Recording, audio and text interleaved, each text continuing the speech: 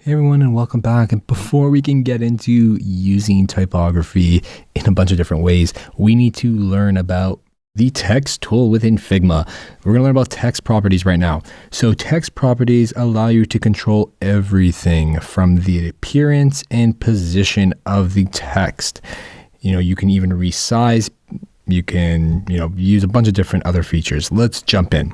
So what I'm going to do is I'm just going to create a frame. Let's just start off, and we're gonna just create like a big block here. It doesn't even matter, and we're just gonna call this our test. Now we are going to actually start using the text tool. So I'm gonna press T to get my text tool and just click onto the screen, and I'm going to write something very simple like "Hello world."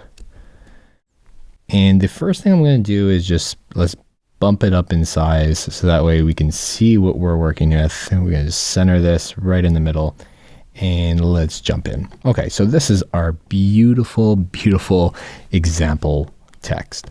Now, the different things you can just work with in terms of the text properties are things like font family. So you can set the font family here. You want it to be like Helvetica. You can do that. If you want it to be something like Roboto, you can do that. Personally, I'm a big fan these days of Inter. I think it's a beautiful font. The other thing that we're going to talk about is, so you've chosen the font family, which is over here. Now you can actually choose the weight. So Inter has like a bunch of different weights. That's why I like it. It's so versatile. You can choose things like medium. You can go to black. You can even have like black, extra bold italic. You have so many different options here. I'm going to stick with our medium for now, or let's just stick with semi-bold. I think that's good. Now, a typeface can have any number of styles and weights. Every font family will come with its own selection of styles, so it's not going to be the same. For example, we've seen like a bunch of different weights in just styles, like the italicized versions. They include things like thin, light, regular, medium, bold, black, and others are just like, a little bit, less expansive, and they just have maybe several different styles to choose from. So if you're looking for a very versatile font, this is one of them, especially for like UI design, super helpful. The other thing we can change in terms of the property is the size, which we illustrated before. You can either just select it or come in here and select that and edit it directly. You have other things like your actual letter spacing, which is really great. If you feel like this is too spaced out, I can reduce it to 2% and it's going to tighten it. And we have our line height, which is really great for all the different sizing. If we have say, let's use our plugin just to illustrate this. We're going to go into Lorem Ipsum. And I am just going to select that text layer, and there we go. And I'm just going to, bring this in a bit. So this is our text layer. Now to illustrate just the line height, if I have 125%, it's starting to space out a bit more. 150, that's really great for things like, larger paragraphs and whatnot. Over here, you have alignment options. You have your horizontal alignments, which is things like, text align left, text align center, text align right. You also have your vertical align options, which is, so if I say I drag the size of this box here, I can align it to the center of that box, to the bottom, to the top. Then we have other things like the resizing property. This controls over here. This is going to control how a text layer shrinks or grows to accommodate its contents. There are several settings available. So you have the auto width, which we saw over here, which is just going to keep on spanning. This is what I usually use. I set a fixed width, but I have an auto height. So it's automatically just going to keep on building, depending on the amount of text I have. You see how that kind of shrinks vertically, right?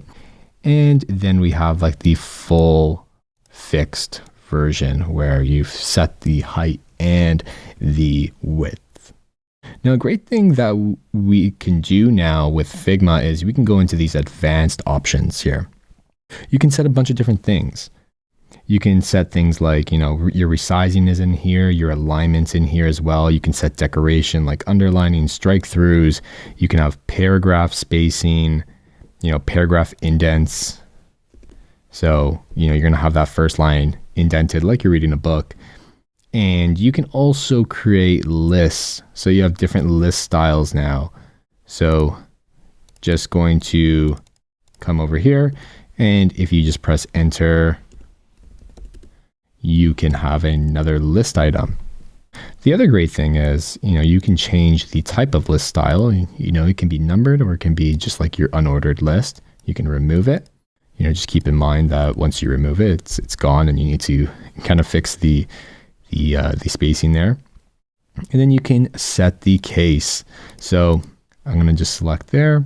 You can set the case like this. So we have our uppercase, our lowercase, we have capitalized, and then we have just our, just our regular one right here. So this is just capital, and then, removing it will not give us the case letter anymore. If we wanted to even get like deeper into this, we can go into our details, and you can specify how numbers are viewed here. So if I say like 1991 or something like that, and I can say that this style is, you have different style versions based off of the font. You can make these smaller versions where it's just like superscript, you have subscript, normal. You can have fractions in here. So, there are a lot of different stylistic options, whether it's like variants and stuff like that. So a lot of fonts may not have, an extensive list like this, like Inter does. You can even come into the variable font and set that weight instead of like giving it, like an actual weight, like medium. You can set it to like 540 or 550, which is like this cross between medium and semi-bold. And if you wanted to, you can even like set a slant. Now, I personally don't play around with variables too much, but this is what you can do within Figma. It's pretty extensive. You can do so much with typography in here and just within the text properties. So definitely take a look, get a little comfortable with how to use just like different text properties with layers and different text layers. And then we can start building some pretty cool layouts.